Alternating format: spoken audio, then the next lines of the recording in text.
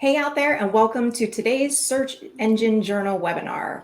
Well, Michael, today is Groundhog Day, and you know that little guy saw his shadow, which means 6 more weeks of winter.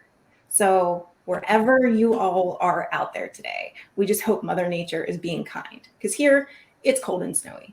But today I'm joined by Michael Johnson of Page One Power, and he's going to be sharing with us top 4 link building mistakes to avoid this year.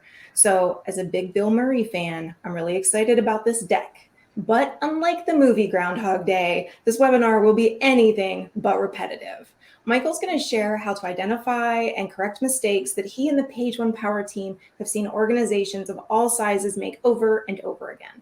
But before we get too deep into this, my name is Heather Campbell, and I'll be your moderator today. So, Michael, thanks for being here with us. And before we get into general housekeeping, tell us a little bit about yourself and Page One Power. Thanks so much, Heather. So I'm Michael Johnson, the Partnerships Development Manager at Page One Power. So I've been working there for over 9 years now, and my main job is to connect with prospective clients, people who are looking to develop a link building campaign to understand their goals and objectives, and then from there, strategize a plan that will enable them to reach those goals. So a lot of what we're going to talk about today is based on that experience there. Awesome. Very much looking forward to it. So for all of those of you who have webinared with us before, you will notice that this is a different platform. If you experience any technical difficulties, please use the chat box to ask and let us know. There are separate tabs for the questions in the chat. So this is a little bit different. So just take a second to get familiar with those functions. They're in the top right of your screen. So chat is where we'll monitor the chat and any chatter between you all, and that's where we'll launch any polls, although I don't think we have any polls today, so scratch that. The Q&A tab is for the question side, and so as you know, we'll answer as many of them as we can at the end of the presentation. And so look, as you're learning and taking in this information, ask for further clarification. Chances are you're not the only one thinking about it, so definitely don't be shy. And we'll do our best to link to any resources or tools in the chat, but if we miss one, please use the chat box to ask. And they will also be included in your recap email today. After the webinar, please stick around for a short survey. It doesn't take any more than 3 minutes. This information really helps us gauge what works and how we can make SEJ webinars more useful for you. And lastly, you will receive this full recording later, so watch your inbox. It should be there today. And that's enough for me. So without any further, let's get to it. Michael, it's all yours, and I'll be back at the Q&A. Sounds great. Thank you so much, Heather. And thank you all so much for joining us today. Like I said, I'm Michael Johnson from Page One Power. The presentation today is top 4 link building mistakes to avoid in 2022. Really, the idea behind this webinar came from the fact that over the last 9 years, I have talked literally over 1,000 times to different brands about their link building efforts. And after a while, it starts to feel like I'm having the same conversation over and over again, kind of like my own personal Groundhog's Day. And really what this kind of ends up sounding like is I see the same issues again and again that prevent brands from being successful in their link building efforts. I see the same pitfalls. And really today, I want to help you avoid those. Again, if a lot of people I talk to have these problems, I assume some of you have them too. So I want to be a big help to you. And not only just tell you what the problems are, but show you how to overcome some of those problems and give you some advice on what you can do to set yourself up for success. So what are those issues? First of all, number one is just as important as it is to know what problems are caused by a lack of links. It's important to know what problems aren't link related. There are so many brands that just want to jump in and start building links. And really there's other things they need to sort out first. So we're going to talk about that a little bit. The next big problem is a lack of linkable content. A lot of brands hope to start earning links, but they have nothing that's worth linking to on their websites. We're going to talk about how to create great linkable content. The next big problem is bad outreach. There are so many examples out there of poor outreach. I'm on the contact email address for Page One Power, and I get to see link ask after link ask that is just atrocious. And we're actually going to pull up one of those examples and critique it and talk about how you can do a better job. And then last, poor partnerships and expectations. So many link building campaigns never get started or they die too quickly because poor expectations are set either between agency and client or between an SEO manager and the stakeholders within the organization. So we're going to talk about how you can set better expectations internally for link building so you can have a long and sustainable campaign. So when it comes to issues that are not link related that you need to look out for before starting to build links, We're going to talk about two primary ones here: on-page SEO and search intent. We're going to use Paycom.com as an example throughout this presentation today. It's a great brand. There's just a few things that they could do to set themselves up for success. So currently, Paycom's not able to rank on page 1 for the keyword payroll services. A lot of their top competitors, whether it's Paychex, ADP, or Gusto, are currently on page 1. And so we're going to talk about how they can start to assess maybe where some of their gaps live. Now, an inexperienced SEO may jump into it right away. Maybe they pull up something like this in Moz that shows that we're behind in domain authority behind all these brands. If we want to rank on page 1, we got to get on the same level as them from an authority perspective. And yes, they should be paying attention to that and creating a sustainable process for earning backlinks. But in this case, they could build all the links in the world to the page. I don't think it's going to be able to rank for that query. And let's talk a little bit about why. So first of all, when we look at the page source here, I did a Control F, payroll services. It's not mentioned one time anywhere on the page. So if that is a keyword that they really do want to try to rank for, they should probably have it referenced somewhere on the page, a title tag, an H1 tag in the text. If it's not on the page, it's hard for Google to know that that's something that the page is about. So number one, just make sure that your basic on-page SEO is happening. And one thing to do whenever you're experiencing a problem when it comes to SEO is to start looking at your competition. See who is ranking on page 1, look at what they're doing, and take some cues from that. So really quick here, let's bounce out of the presentation. We're gonna have fun today. We're gonna go rogue and look at pages and do all kinds of fun stuff. So if we look at their page for payroll, right? We got payroll up here. We got a couple paragraphs that talk about the service.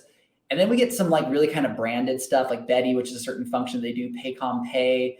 But what we're seeing here is just kind of a couple sentences with some header tags, not much in the way of text or, really kind of robust information on a page. When we look at competitors and even look at the on-page optimization, right? They have payroll services mentioned in the title tag. As we scroll through it as well, just a more robust experience, a lot more text on the page, information there. Great information here, payroll related, talking about I-9s, W-2s, 1099s. They're really showing like we're speaking the language of our audience. Customer testimonials are listed out here. It's a really nice page. Same thing with QuickBooks. Again, just more informative, more information. Again, really talking about exactly what it does and how it helps their target audience. Also frequently asked questions. That was a great way to add some additional content to the page. So really good ways here that they could go about looking at the competition to come up with some cues and ideas as to how they could improve the on-page SEO there. So I strongly recommend that. First thing to do if there's a page you want to have rank better, look at who is currently ranking, do some competitor and industry research, and get some cues from that. The other thing I want to talk about was just in terms of topical authority and content on a website and how really to show your expertise on a certain subject. So if Paycom wants to consistently rank well for payroll keywords, they want to think about how's Google viewing them as an expert on that topic. Currently, Paycom has 47 URLs that discuss payroll. They rank for about 27,000 different keywords that involve the word payroll in it. If we look at their competitor, Gusto has 183 URLs that discuss payroll. They have over 6,000 keywords that they rank for that have payroll. They even have a whole section of their blog that's specifically about payroll. When you start thinking about when somebody's searching for payroll-related keywords, who's Google going to view as an expert on that topic that they can reliably refer people to and give information from for that topic? You'd say it's Gusto, hands down, just based on these kinds of statistics. So one thing that Paycom will really want to do is outside of just the one page that they're trying to rank for that keyword, you got to think about your content strategy in general. There's so many mid and long tail keywords, informational phrases that people would use to find information around payroll that you can get into your funnel that way by really having a robust content strategy. Gusto's done a really good job of that. So Paycom can do some competitor research as well into content strategy to help them come up with what direction they should go there. All right, next let's talk about linkable content. So this is probably one of the number one problems I run into with brands when they come in for a link building campaign. They say, hey, start building links to our website. A lot of people think of links sometimes as this like commodity that's just had because of like, the historical background of link building with a lot of spam or like people paying for links. when really organic link building is about relationships. It's about value, helping people, giving them information that they like and that they want to connect with, or they want to connect their audience with. So really what linkable content is here to do is to answer that question, why would somebody want to link to my website? And if you don't have an answer to that question, when you ask yourself that question, why would somebody link to my website, or what would they link to on my website? You're not going to earn a lot of links. So let's talk about how you can go about finding linkable content topics for your brand. So again, for me, I love starting with competitor research. Ahrefs is a really good tool to use for this specific tactic I'm going to talk about today. So what you'll do is you can put a name of your competitor in, and you can do pages best by links. So what this helps you to see is what pages on my competitor's website have the most links right now. And that will help you to see, how are my competitors earning backlinks? What kinds of pieces are they creating to do this? Now, there's some examples like home pages that will have a lot of links simply just because it's the home page. That doesn't mean it's a linkable page and that you can rely on your home page to earn links. So what you want to do is kind of scroll through a little bit and look for some pieces that have a few characteristics.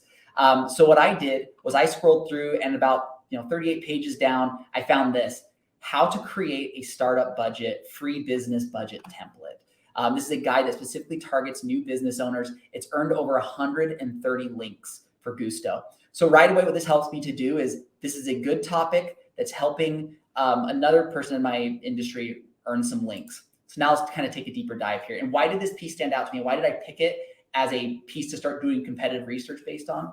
Number one is it has informational and educational value. So a linkable content piece, it can't be about your brand. It can't be about your products or your services. It's not about what, it's about who. It's about a defined audience. And that's the next one.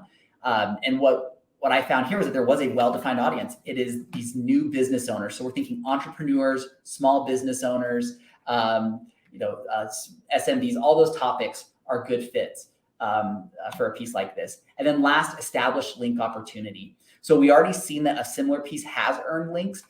Now let's talk about how can we find if there is truly a lot of link opportunity for a piece that I'd want to create. So the way that we're going to go about establishing if there's link opportunity for a specific audience that we want to target is start out by opening up a Google search and using some Boolean operators. So first of all, you'll want to list out the audience that you're trying to target. So maybe we type in small business in URL links. What this tells Google is that I want to see pages that are about small business, and I want in the URL have the word links. What this then does is it will likely return you links pages, or like links we like type pages on websites about small business, or on pages about small businesses. And these are pages that are more likely to link out than other pages within a website. The other one I thought it was entrepreneur in URL resources. Again, now we're looking for resource pages for entrepreneurs. Again, if you have a great resource, what better page to pitch it to than a resource page? One thing to think about as well with this is get creative. Think about all the different synonymous terms. Don't just do like small business, entrepreneur. Think about SMBs. Think about new business owners. There's a variety of different ways you can phrase things. So make sure to kind of get all those synonymous terms and do searches with those as well to really cast a wide net. And that's really the next thing, is get ready to look at a lot of pages. Hold that control button down and click those results and get a lot of tabs open up so you can start reviewing pages and seeing which ones will be a good fit. Another thing to think about as well is you want to kind of ask yourself, does the page that I want to get a link from, is it linking to external sites and similar resources to the one that I would like to create? An example of this where maybe it's not a good fit is you might find a .gov resource page that you're really excited about, you'd love to get a link from, but as you go through the resource page, they only link out to internal resources or to other government resources. You're probably never going to get a link on that page. So even though it's a great link to have, the chances of you getting a link there are probably slim to none. So that's something to consider, is see if they're linking to external sites, commercial sites, or brands that are like yours. So by doing these searches, I was able to come up with a slew of really good pages. These are just a sampling of the first batch that I was able to find. And I'll kind of show you what these pages look like, and we can kind of discuss those and what makes them good fits. So, right, this one here is probably like a dream page. If you can get a link from an EDU small business center resource page, that would be incredible. And I'm sure they would love to have this kind of link. They have starting a business section here. They are linking out to some external sources. They have sections about business funding, general business, franchising, legal. So lots of different topics that are being discussed here. And this can even help you know, maybe you need to specialize your piece a little bit more. So it'll be a better fit, more relevant fit for a specific part of the resource page. But overall, this is probably a realistic page that you can target, and it's hugely authoritative, which is amazing. So good, you can add this to your list. But the one thing to don't get too hung up on is don't set your standards too high. We'll talk about this later with setting realistic expectations. Not every page is going to look like this. I found a lot of pages like this kind of in the mid-range. This is a Greater Cleveland Partnership, a small business helpful links page. This is a legitimate organization. This is a great link to have. They don't have to be these super high DA sites to be good links. This one's kind of that middle of the road DA 40-ish site. Great page, great link to have. And even lower than that, a DA 35 link, great link. This is an official municipality website for the city of Lauderdale Lakes, Florida. This is a legit website with a real audience, a great link, great source to have a link from. So as you're assessing pages, those are some good tips there. Don't get too hung up on domain authority, especially if you're a smaller brand. You know, you're going to limit your scope and you're going to miss out on a lot of great relevant links if you put hard limits on DA. These are all great pages I just showed you today that, you know, anybody should be thrilled about having a link from if you're trying to pitch a small business resource. So one tip as well is to be curious. And I kind of showed you an example of that as I was looking at those different sections of the resource page. So on this one, which is on georgia.org, I saw that they had a specific section, resources for veterans. So right away, and this is something I actually saw on a few different pages when I was doing my research for this, a lot of websites have sources for veterans. That can already start log that in the back of your mind as maybe this is another piece I need to create for my next linkable content piece, is a career guide for veterans or a guide for veterans looking to get into accounting, or whatever topic that would be that would connect the veterans audience to Paycom. That would be something they want to explore and look into. So be curious. When you see other topics or audiences as you're doing your resource, add those to a list so that you can have future ideas for link acquisition. Sustainable link building is all about expanding your audience and finding new audiences to connect your brand to. And this is a great way to do that. Next is look for similar resources that you're wanting to pitch and see who's linking to those. So on that resource page I showed you earlier, that Greater Cleveland one, there was a startup cost calculator that was for another business. So again, this is a commercial link and there's a startup cost calculator for startup businesses. So similar audience. So what you can do with that is then go through and backlink that resource, see what pages are linking to that resource. Because if it's a similar piece and they're getting a link from a site you want to link from, there's probably other sites linking to it that you'd want to have links on. So by doing that, I was able to find 54 additional pages. I was able to find a couple that I really liked that I would want to add to my list. One, georgetown.org. This other one is a really good resource page on a Canadian site. So good quality backlinks there as well. And so you can do that backlink other linkable assets that are similar to the one that you want to create to find some additional opportunities. Again, so much link building is just about finding as many opportunities as possible, building out a nice, robust list that then you can begin sorting through and working through and trying to get links for. All right, so bad outreach. Like I mentioned earlier on in the conversation, I'm on the contact at Page One Power email address, which means I get to see all of the most horrific link outreach imaginable. And it really does, like Bill Murray saying here, didn't we do this yesterday? Sometimes I get the same email from the same person within hours of each other, within days of each other. Your bad outreach is going to derail your link building campaign. It's going to get you ignored or intentionally avoided. So let's talk about how can you not do bad outreach. So let's pull up this example here today. We're going to break this down and talk about why this wasn't great outreach. And we're starting out at the bottom. So not intuitive here. We're going to have to start from the bottom and work our way up. So first of all, in this outreach, they say, to whom it may concern. I work over at the blank. I'm not going to sell them out too harshly, so we'll block out the brand here. A substance abuse and mental health treatment facility in Florida. We recently produced a piece that make a great addition to your website. Would you consider adding it as a link? Our team put a lot of time into creating this resource, so we know that it'd be valuable for your readers to have the link included in your piece. Let me know if you're interested, and I can send you the link to take a look. So on the surface, this maybe doesn't seem like a horrific one unless you are into link building quite a bit and you can see what I'm seeing. But let's talk about some of the problems. Number one, to whom it may concern, super low personalization in this piece. I wouldn't know if this was sent to me on my Page One Power email address or on another website for another person. Number two, relevancy. There's no initial relevancy that you can see between substance abuse and mental health and link building in the SEO world. It's the burden lies on the link builder to be able to make that case, to let the person know why is what I'm sending you relevant, right? Maybe we had a resource on our website that was all about SEO in the health industry or in the mental health and in business and work or marketing, something like that would make the connection. But the burden lies with them to let me know what it is on the site that really is relevant to what they're doing there. Otherwise, it just feels like sloppy, irrelevant outreach. Next, they rave about this piece that they created. They said it's a great addition for our website. They put a lot of time creating it, yet they don't show me the piece. They don't link to the piece so I can find it easily. So a little frustrating there. One big thing, and we're going to talk about it later in this section, is just the importance of show, don't tell. If something's really great and you think it's great for someone's audience, make it easy for them to access and jump into so that they can start to see the value of the piece that you're providing. So I get that email. A couple days later, I get this next one. Hi, I just wanted to follow up on my email from earlier about potentially including a link to the resource we created on our website in this article. So now they actually give me a page on my site they want the link from. It's a link building guide. I really think your readers would benefit from having your article as supporting content for your piece. So I went through this piece and I was unable to find anything relevant to the first email they talked about. So now even more, it feels like they just grabbed a random page on my website that maybe linked out to a lot of sources and just tried to see if we'd slip theirs in as well.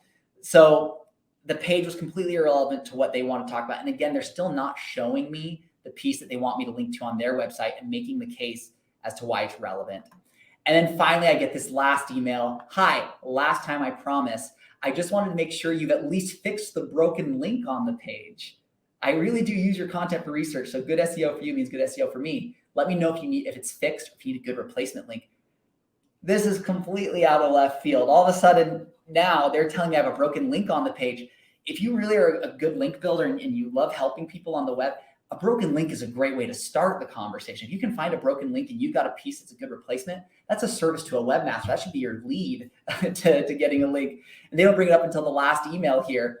So sure enough, me being a little more savvy, I go back, I pull up this page in a broken backlink checker, and there are no broken links on the page. So again, really then leans into the fact of how just spammy and unpersonalized this email really was. And this was more of like a Hail Mary attempt just to try to get me to pay attention to them when really there was nothing there. So let's talk about it kind of step by step here. I mentioned these. Number one, there was little to no personalization throughout the email.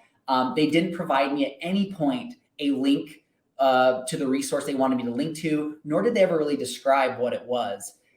They never made the case of relevance between what they wanted to link to, between their brand and my brand, and why it's a good fit. There was no link information. Again, even in the follow-up where they continued to praise their piece, they didn't provide me a link to it. And then at the very last one, they switched gears and suggest that we fix a broken link that doesn't exist. So at that point, it goes beyond me just being like, oh, hey, this is lazy outreach. And to me, this is dishonest outreach. And really kind of a crash and burn there. For those of you who are familiar with Groundhog's Day, you know what he's talking about here. You might be okay. He wasn't. It was a big crash and burn there for that outreach. So let's start talking about how to send good outreach. First of all, finding the right contact at a website is very important. Let's say there's kind of a good, better, best, or in this case, okay, good, and great way to measure this.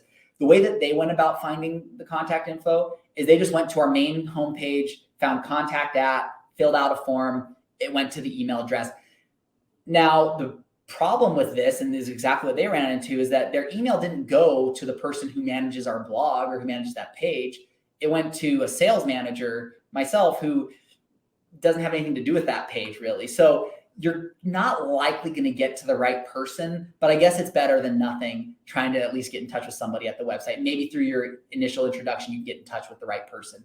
But this is kind of okay. Good is doing the research to find the specific section of the site you want to get a link from and see if there's any contact info there. So a link that we were able to acquire for a client of ours on the University of Nebraska Lincoln's website was we were able to find a specific email address for the section of the site that we wanted to get a backlink from. And then great, again, and sorry, the benefit of this, just to kind of go back, is that the person's going to be familiar with the page that we're referring to. They're more likely going to be in touch with the audience of the piece that we're creating because of their affiliation with the page that we're trying to get a link from. So you're just much more likely to have a successful conversation with this kind of a person than compared to a general contact form. And then great, the best ever is if you can find a direct contact on a page, somebody who really does manage the page and the section of the site that you want to get a link from. Now you can personalize it by name. You're very much confident they're familiar with the page that you're referring to because they're in that section of the site and they're listed as a person that works in that department. So even better is if you can find something like this with a specific person assigned to it. So don't always just settle for contact at. Do the research to try to find those better and best scenarios when it comes to target contact information. When it comes to writing good subject lines, the advice is be direct, keep your subject line short and simple, straightforward. Be specific, so include the right details. Maybe mention the page that you're interested in getting a link from. Be intentional, so include the desired outcome. Kind of let them know why you're there. I have, great resource for your audience. Like, let them know what you're trying to do with this. Be personable. So people kind of forget this, that when you're trying to get a link, you're not trying to get a link from a page. You're trying to get a link from a person who curates that page, who manages that page. So be personable. Send a subject line that you would click on that would engage you. And then last, be editorial. Make sure you've got good grammar, spelling, punctuation, all of that. When it comes to the email body, get to the point. If you spend a lot of time telling like your life story, you're going to lose their interest. They're going to throw the email out. Hit them up early to explain the value to them that your piece is going to provide to their audience by linking to it. And not only just the value it provides to them, but more importantly, the value that it provides to their audience. Again, behind every page is a real person, and behind that person is an audience they want to provide value to. So really speak to why your piece is a good fit for their audience. Show, don't tell. So one of the big things I came down hard on for that last email example was that they didn't show me what they wanted me to link to. So show them the page that you want them to link to, and then even show them the page on their site that you think your page is a good fit for, so that they can easily find both of those and make that connection. Then last, avoid salesy or vague language. If you sound like a used car salesman in your email, people are not going to appreciate that too much. They can sense the gimmicky vibe there. So really just, again, be sincere in your outreach. Really show them that you're trying to build a legitimate connection. So here's an example of a great outreach email that we sent that helped our client get a fantastic link from a .edu website. So what we said was, we started out by saying, hey, would you happen to be the best person to reach out to regarding this page? And then we show them the page that we're referring to. We then introduce ourselves and we let them know that we're reaching out on behalf of a client. And we let them know about this guide that we have, a resources to get women started in the tech field. And the guide that we're reaching out to is specific career resource pages for women in science and tech. So right away, relevancy. This person knows why our piece is relevant to their audience. Then we tell them about the value that this provides. We talk about how women face challenges and discrimination when it comes to the tech industry. We talk about how this guide will then help them to overcome some of that and give them lots of resources they can use, certifications, all kinds of things within the IT and tech space. And then we include a link to the guide so that they can click it and see it for themselves. Say, love to hear back from you, had a chance to look through it. Look forward to hearing from you. Now, the reality of sending out link requests is that not all of them are going to be seen the first time. And this is actually the case for this email. We sent a great outreach email, and even then we didn't get a response from the first one. So you're going to want to send follow-ups. So keep in mind, a lot of it isn't that they hate you, they don't like you, it's just that they're busy. They get a lot of emails and sometimes things get pushed to the bottom. So you're going to want to send at least 3 emails to try to give them ample opportunity to review your resource and to get back to you about it. And then last, call back to your previous emails. Make sure you're referring back to the one before so they can easily find it, navigate to it, and be able to find the information there. So we sent them a follow-up, and this is what we said. We said, hi, following up with you in regards to my last email. Have you had the chance to look over our guide for women in IT? So we're reminding them. The one thing I'd maybe critique even my own team on here is that we should probably include the link again so that they can find it more easily. I'd love to hear your feedback and see if you thought this guide was a good fit for your list of resources. If you have any questions, feel free to reach out. Sure enough, she did go back. She found our email. She reviewed it. and our client ended up getting an amazing link from a great resource page. So great example there of how to create good quality outreach, speaking to value and getting to the point quickly and showing people what it is you want them to do. All right, so the last thing we're going to talk about today when it comes to struggling link building campaigns and what makes them fail is just poor expectations from the get-go, especially when it comes to a few different things when it comes to this. So what we see is that everybody wants a link building campaign that has quality, that has scale, that's organic, and they somehow want all these to link to mid and bottom of the funnel, promotional, transactional pages. One of the first things you're going to need to do is to set expectations that you cannot have all four of these consistently anyway. So let's go ahead and talk about why not and what kinds of different configurations you can reliably create. So let's say you want your campaign to be organic and you want links to mid and bottom funnel pages. So this means you want people to organically, with no other reason, link to transactional pages on a website. This won't be available at scale because number one, people don't like to do that. And also likely quality sites won't do this. So if you want to try to get links from well-known sites, authoritative sites, if you ask them to link to a product page on your site for no reason, you're not going to have a lot of success with that approach. So you can maybe get a few links doing this. You might get lucky here and there, but it's not going to be able to be done at scale successfully. Now, you can get links at scale to mid and bottom funnel pages, but to do that, you're likely going to be paying people for those links. Which at that point doesn't really make it organic anymore because you're violating webmaster guidelines by paying for links. So the other thing you could do maybe is just get like low quality directory style links. But again, I wouldn't call those quality. So you can get at scale to mid and bottom funnel pages, but you have to sacrifice those items. You can get quality links to mid and bottom funnel pages, but again, those are going to be paid and not really be organic. And you have to kind of even question how quality they are if it's a site that's readily selling links. So again, not the best angle there.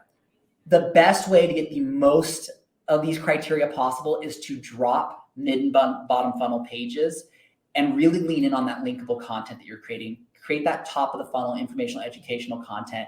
If you can set the expectation within your organization as to why you want to build links to these kinds of pages and how these pages can still help to accomplish your overall goals as an organization. And the way you do that, right, is through the internal linking by creating a variety of linkable assets that internally link to those core, transactional pages you want to influence. That's how you can create results there. You're going to have much more successful campaigns. You can get links at scale that are organic and that are quality, but you're going to want to build those to your linkable assets. You just got to sacrifice that transactional page angle there. This is the quadrant that I recommend living in as a link building company and as a link builder. So thank you so much for checking that out. That was kind of the last section there when it comes to setting realistic expectations. The other thing to keep in mind is just timelines. People aren't going to see results from link building in even 1, 2, or 3 months.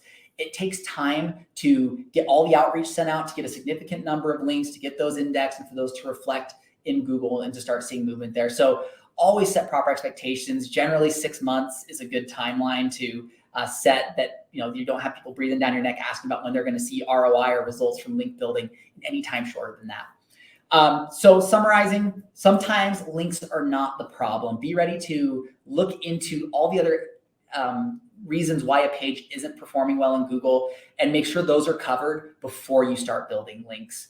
Not having linkable content is a huge mistake. It's going to really restrict your ability to earn quality backlinks, as we kind of talked about in the expectations section. Next, poor outreach is either going to get you ignored or avoided. So make sure you're spending time to send good quality outreach, being specific about why people should link to your website and what they should link to. And then last, have realistic expectations about your link building campaign and be ready to set those with stakeholders in your organization. Or if you're an agency, be ready to set those realistic expectations with your client.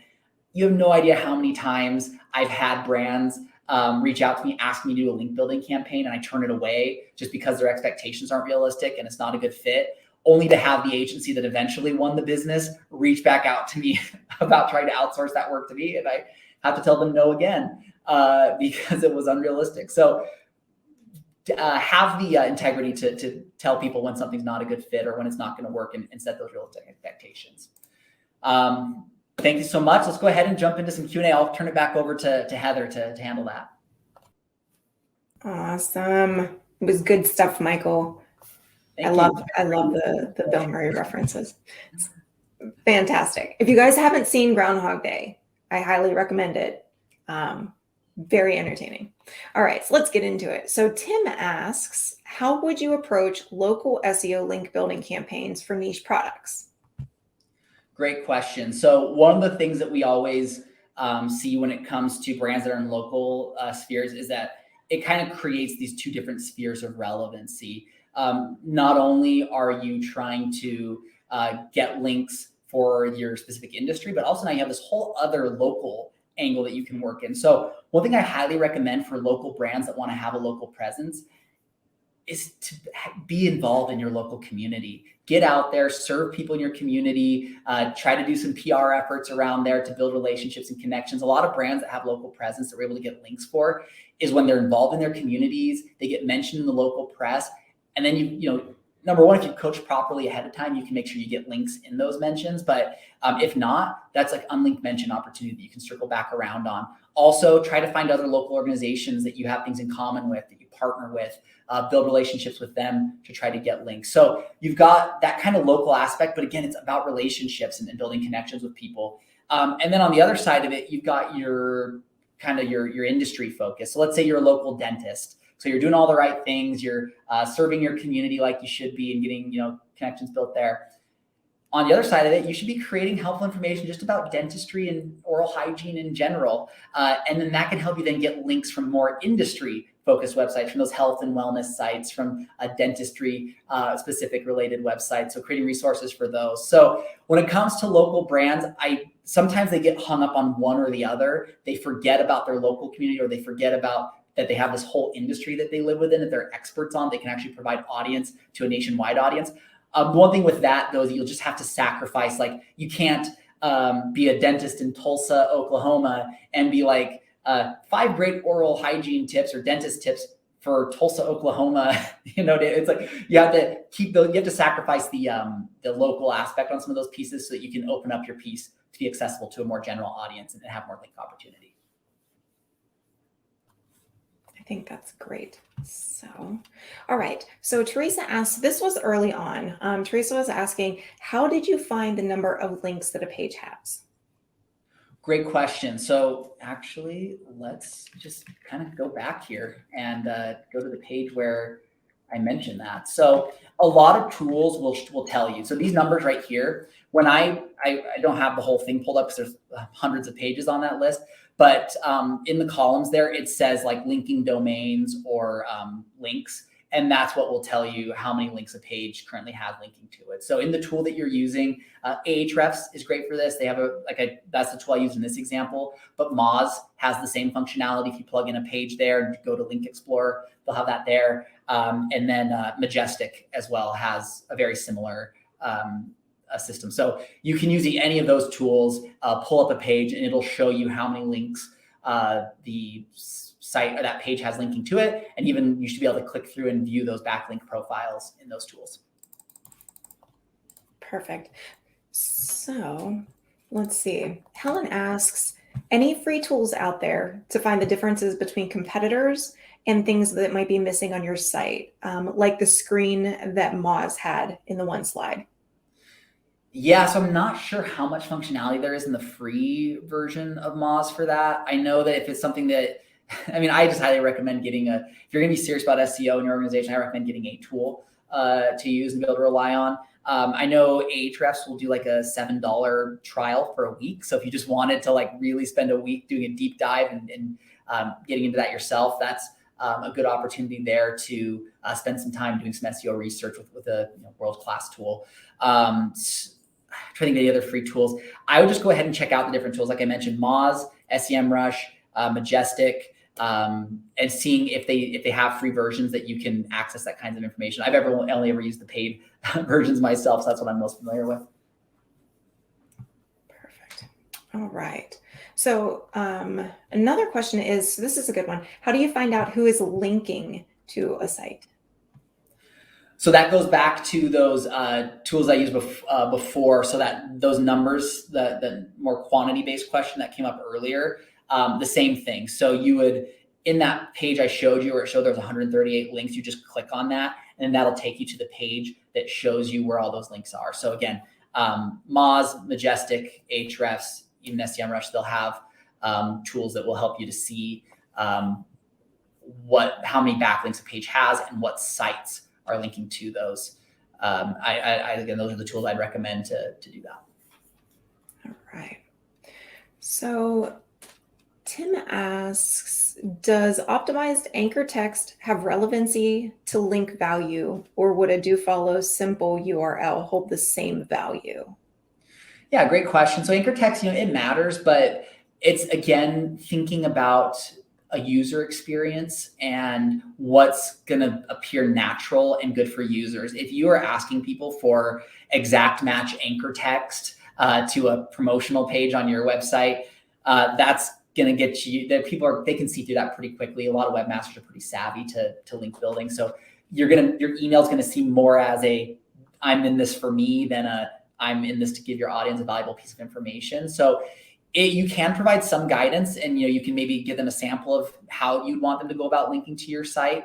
But I wouldn't ever get too promotional with it or do anything that seems manipulative or forced when it comes to your anchor text. I would sacrifice, successfully getting the link and having it be, good for users than trying to get something that's 100% SEO favorable and what you want and lose the link. Ultimately. And keep in mind, again, one of the big things in webmaster guidelines, I don't need to remind a lot of people, is that if you do end up creating a pattern that is manipulative when it comes to your anchor text consistently over time, that's something that's specifically mentioned in webmaster guidelines, is something they don't want to see. So keep that in mind. Okay. So we've got two questions that are similar, and I don't know what your follow-up will look like after this, because we do have a lot of questions, Michael, but I've got a couple of questions of people asking for examples of subject lines that have worked. When you say be direct with subject lines, some examples. So Suman and Rolando both asked for this. So I don't know if there's a resource that you can point them to for that.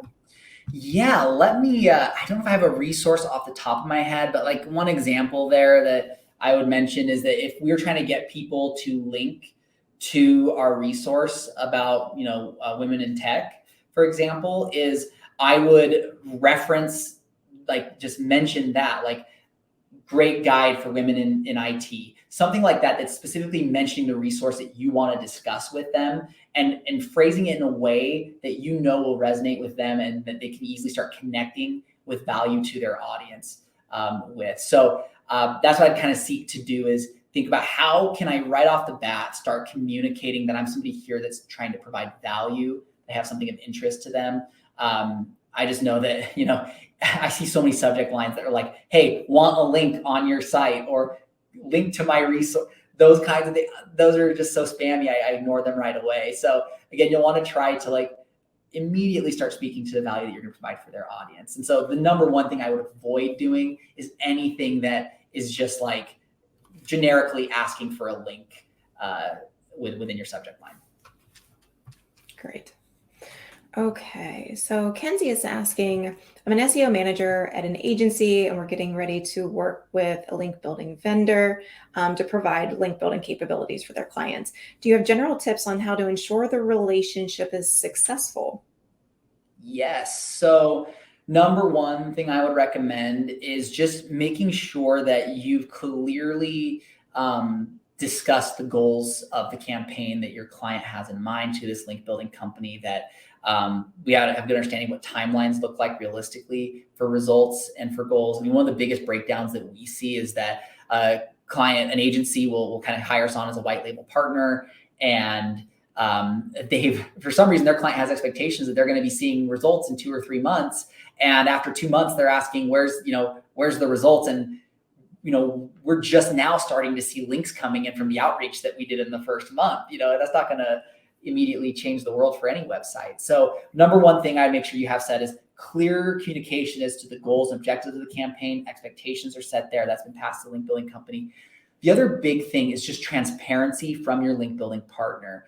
if somebody is doing things, everybody says they do things the right way, right? If they really are, they should be willing to show you their work. They should be they should be able to jump on a reporting call with you and say, hey, here's some of the sites that we're targeting, that we're trying to get in touch with. If you want to see examples of the outreach that we're sending to acquire these backlinks, you should be able to request and ask that out of a link building partner, if they truly are a partner for your organization, to be able to see what they're actually doing on your behalf, and even more importantly, on behalf of your clients. So I think that those are big things, is clear expectations, clear communication, and transparency into the process that can be communicated both ways, from you to your agency partner to your client.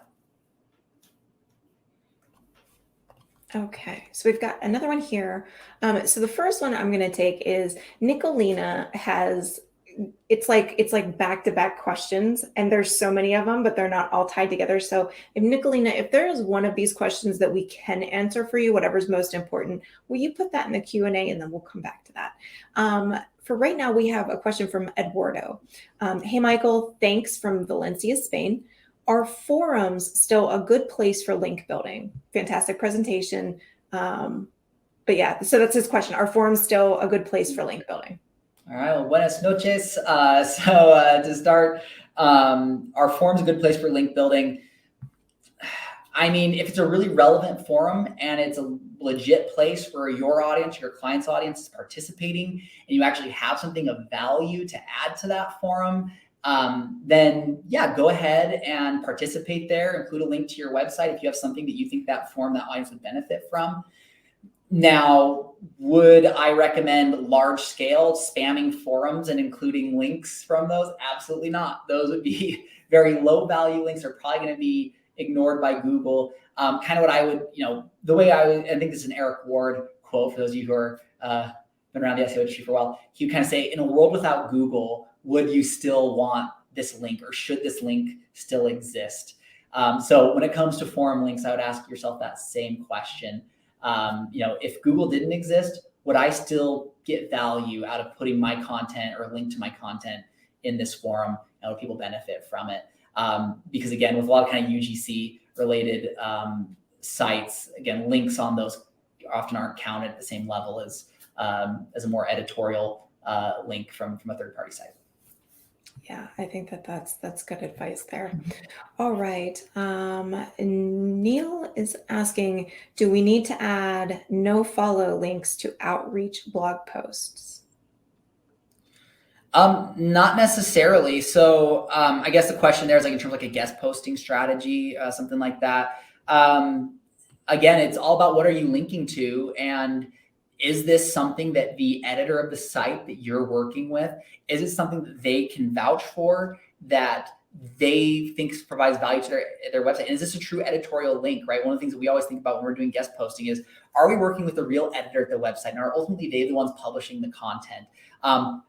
If you're paying for a link or it's a promotional link, then obviously you'd want to follow the proper guidelines of having it be tagged as no follow or paid or sponsored. But if it's a link that the content you provided to the website was so great that they were happy to publish it, and that the links that you included in that article were taking their users to pages that they were happy to still have on the article and link out to, then I don't think you would need to no follow those, because those are, again, links that are being vouched for by the editor of the site that you're working with. Okay. Follow-up question. Let's see. A follow-up question from Neil. How can you assess the impact of the no follow links versus the follow links if the publisher has a no follow URL policy? Yeah. I mean, do follow, follow links are always preferred. No follow links do have impact, though. I remember talking to a friend of mine who did a big test a few years ago where he created a page, just kind of saw where it sat after a little bit of time. And then he went ahead and built a bunch of no follow links to the page. The page increased in its performance after getting no follow links pointing to it. So do no follow links have some sort of an impact? For whatever anybody else says, most tests show yeah, but obviously it's preferred to get follow links. So if you are looking for pages to get links from, that's something to consider, is does this site provide follow links, or do they have a strict no follow policy?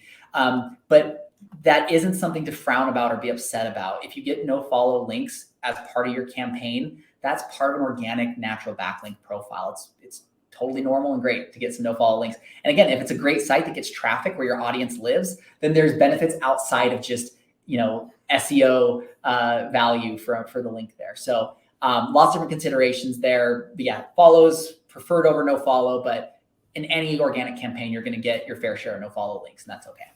Yeah. Perfect. So we're running down to the last bit of questions. So we haven't heard back from Michelina, but we'll just parse this out a little bit. So one of the questions is, how long does it take to change the metrics on Moz and Ahrefs after Google indexed the article? So how long does it take to see results? Great question. So, and then those are kind of two different things, because I don't recommend, to be honest with you, using like DA or DR. So DA and Moz, DR and Ahrefs as your like lead indicator for if something's successful or not, because those aren't Google. They are indexing the web, on their own. So so for example, you could be ranking great you could be doing all this link building, your ranks are increasing. You're now ranking number 5 for a keyword. Moz updates their index and you drop by a couple of DA points. Your page is still ranking and performing at the exact same level it was on Google. You're still getting all the traffic and benefits that you wanted there. But because a third party now says your site dropped, does that mean that your link building wasn't worthwhile and that it didn't create the result that you were looking for? No way. So that's where they are part of your calculation, your consideration for progress. But I would never want to make those like a lead indicator for like the successful link building campaign. I would always look at rankings and traffic for the page as kind of my lead signs of if what I'm doing is successful with link building. Great. Okay, so what should an outreach manager do when a niche relevant site demands money for the placement? Should they go for that? It kind of depends on the situation.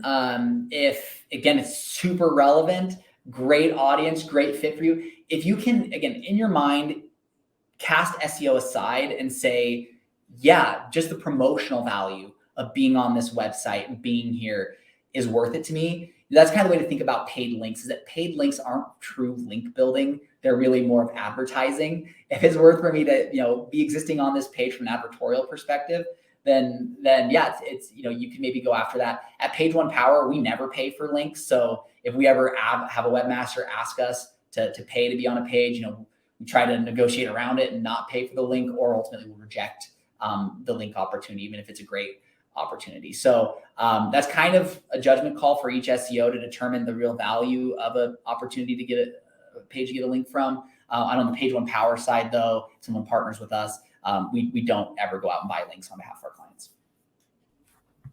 Yeah. All right, Michael. Well, that's about what we got. Okay, so one more just came in. We'll answer this one. Are the links from the footer of a website good links?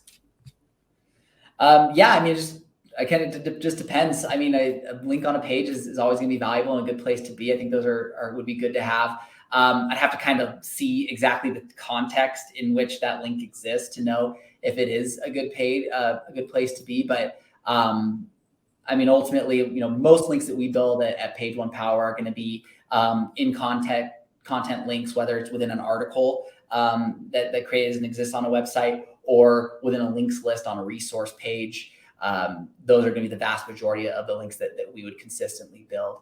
But again, really it's just about the webmaster that you're working with. If they think that the best way for their audience to engage, with your site and for them to have you on their site is by placing you in a footer, then that's what that would look like there. So yeah, that doesn't answer your question 100%, but gives you an idea of at least what we do here at Page One. Awesome. And with that, I think we're going to close this out, Michael. So, one question we had from Reza is, tell us how we can contact you, Michael, and, how do we get a hold of Page One Power? For sure. So go ahead. If you want to contact me, you can reach me at mfjohnson89 on Twitter, or this is a link to my LinkedIn, Michael, just / Michael Johnson, P1P. Happy to connect with anybody, chat about link building, SEO, answer any questions that you have there, and be a resource to you. And of course, reach out to us at Page One Power if you're ever looking for help with your link building efforts. Awesome. So with that, we're going to give everybody a few minutes of their day back. Maybe you can get something to snack on before your next meeting or call. But anyway, we hope you have a great rest of your day, whatever that looks like. And we'll see you next time. Thanks, guys. Bye. Thanks, everybody.